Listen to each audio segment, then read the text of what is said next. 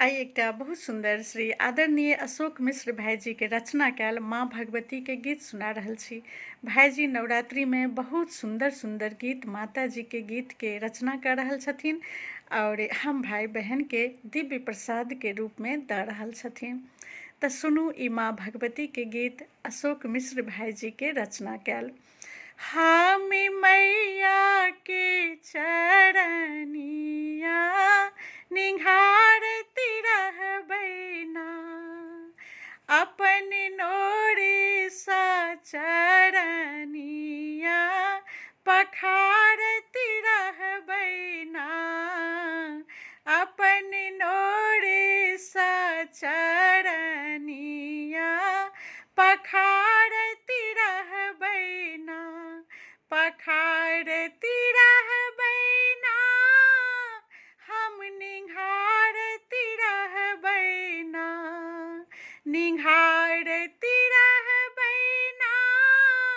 हम पखारती रहबै ना, निहारती रहबै ना, हम पखारती रहबै ना, हम मैया के चरनिया निहारती रहबै ना, बेली आ अड़हुल फूल डाली में सजेबै, लाले लाल चुनरी बिंदी धूप दीप आनिबै, लाले लाल चुनरी बिंदी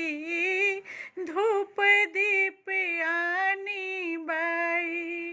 आरी पानी कारी बानी चूड़ी से नुरना, माँ के करुणा सकारी बानी हम बांधना,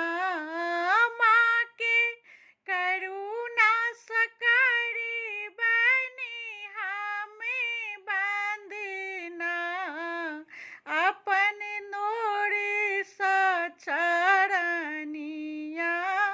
पखारती रहबै ना,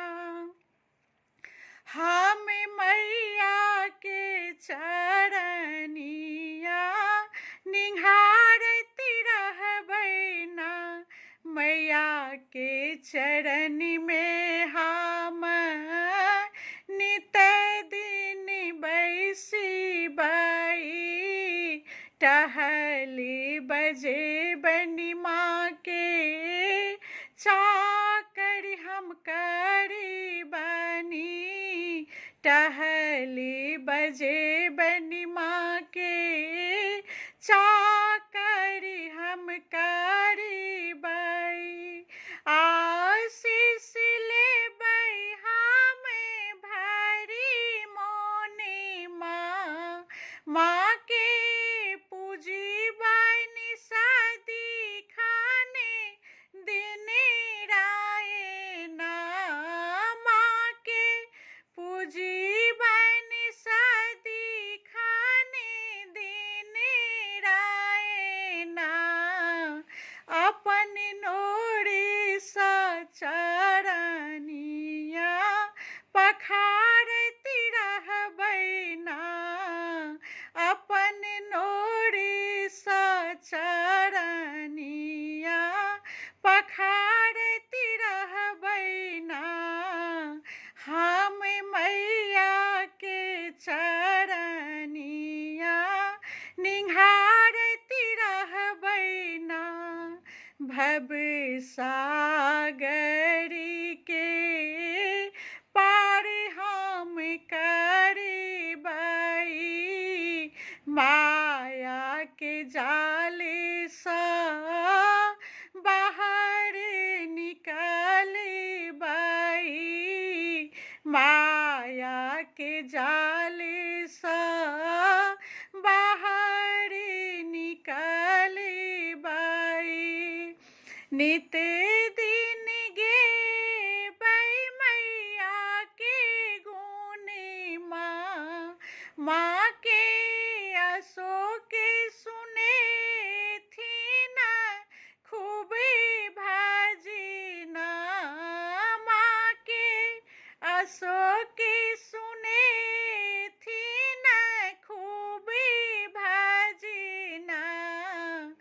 अपन नोरी सा चरनिया पखारती रहबै ना, हम मैया के चरनिया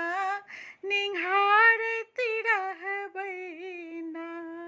बहुत सुंदर भाईजी के रचना। जय माँ भगवती, जय माँ भवानी, जय माँ जगदम्बा।